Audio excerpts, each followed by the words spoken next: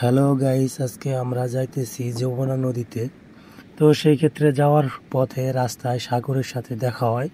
সাগরকে বললাম যে তোমাদের না নৌকা ছিল, এই নৌকাটা কোথায়? উনি বলল, সাগর বলল ঘাটেই আছে।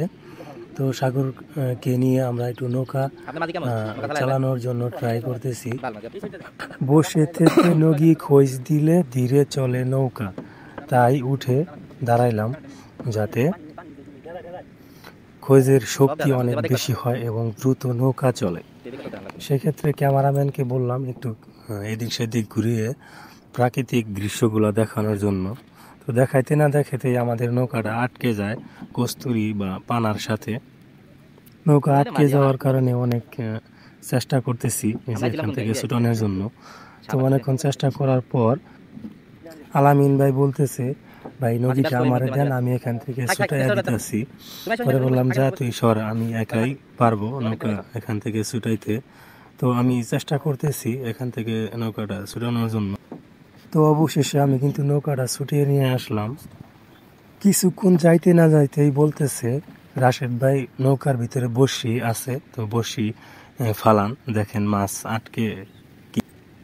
বড়শিটা হাতে নিয়ে সুতা ছাড়ানোর কাজে লেগে পড়ে গেলাম। সুতার প্যাঁচ ছাড়াইতে না ছাড়াইতেই বড়শির মাথা খুইলা ভাত বের কাছে দিলাম যে ভাই এটা রাখেন, এটা জানি হারায় না, হারায় গেলে কিন্তু পরবর্তীতে আবার বড়শিটা গুছাইয়া রাখা যাব না। তো যাই হোক, আমাদের বড়শি খোলার কাজ এখন শেষ, আধার বানাইতে হবে। তাই এর জন্য আমরা আধার পাবো কই? পরে ফাহাদ ভাই খাবারের জন্য 2টা রুটি নিয়ে আসছিল। তো সেটা বললাম যে ফাহাদ ভাই ওই রুটি 2টা দেন, মাছের আধার বানাবো। তো হাতে নেওয়ার সাথে সাথে টান দিলাম, ছিটকা 2টা 2 দিকে পড়ে গেল। তো একটা গোছায় রাখার পরে রুটির যে শক্তগুলা থাকে ওগুলা ছাড়াইতেছি।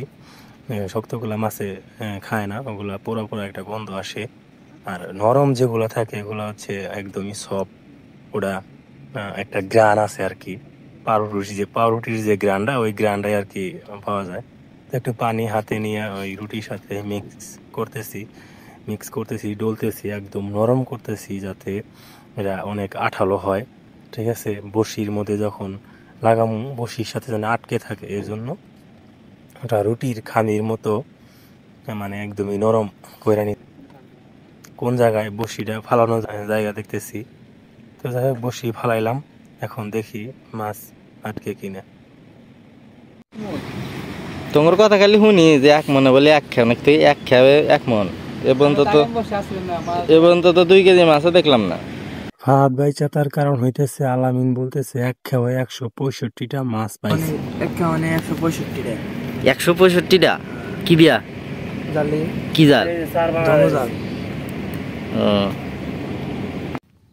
অবশেষে চলে আসলাম আমরা কিন্তু যমুনা নদীতে।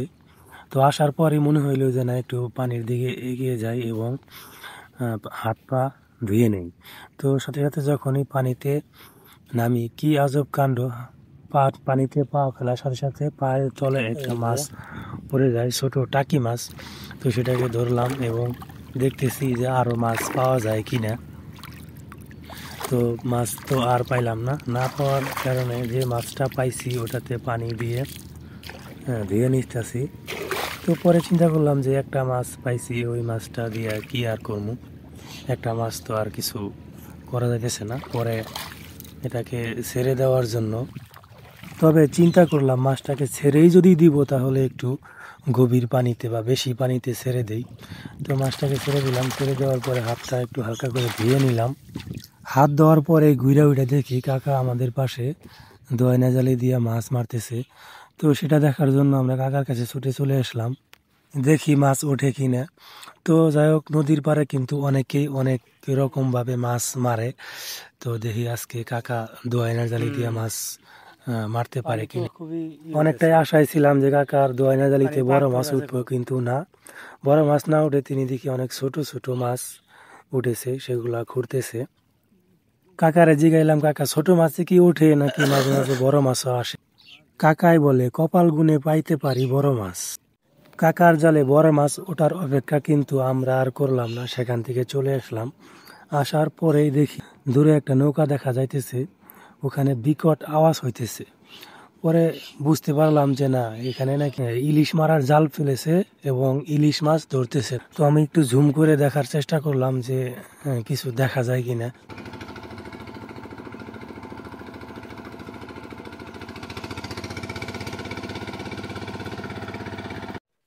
ইলিশ মাছ মারার নৌকাটা ছিল অনেক দূরে। পরে চিন্তা করলাম এখানে সময় নষ্ট আর করা যাবে না, আমরা অন্যদিকে চলে যাব। এইখানে 3 জন লোক দেখি মই জাল টানতেছে। তাদের সাথে কথা বলে দেখি মাছ পাইছে কিনা তারা। কি মই জাল টানতেছেন নাকি? কি মাছ আহে?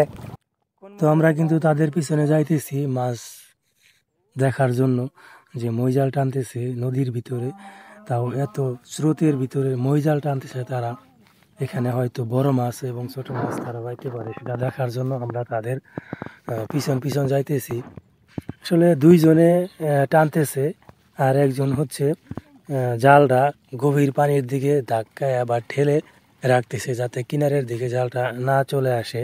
তো তাদেরকে জিজ্ঞাসা করলাম যে ভাই জাল উঠাবেন কখন? তারা বলতেছে এই তো এখনই জাল উঠাবো, আর একটু পরেই। তো যাইতে থাকি, দেখি তারা কখন জাল তোলে।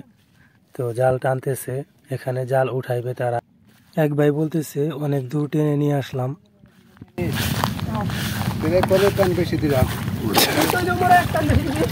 একটন বেশি দিন কে তোরা সময় নেই।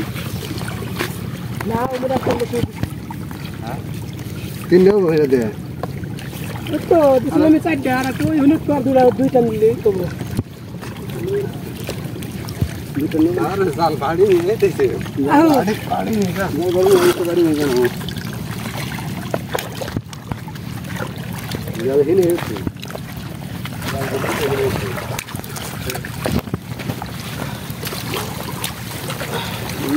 লাভ দেয় নাই তো, লাভের মাছ পাবো না। না হয় না তুমি যাবে এটা না ফাঁকা, হ্যাঁ এটা না ফাঁকা, এটা না কাঁকড়া হয় নাই। এ মুরা দেই হে কোন যাই কম বন্ধ তো হ্যাঁ কম বন্ধ তো এর হাতরে তো দেয় নাই নেই হারান কম বন্ধ তো মুরা দে দিছি কম বন্ধ তো বাজে মানে একটা হয় নাই বাজে মানে বাজে হয় নাই কোন রে এটা কম বন্ধ তো বাইরের মুরা দে এক মুর দেয়া খালি যা কম বন্ধ তো বাজে মানে এক মুর দেয়া হোগা মুরা দে এক মুরা দেখ না কিনারে বলে করতে রে ছেড়ে দে কিনে দে এক কানে ছেড়েছে কিনে দে কিনার তো জালা है ना তো এক কানে ছেড়েছে কিনে দে হারা জাল লেওড়ে হয় নাই।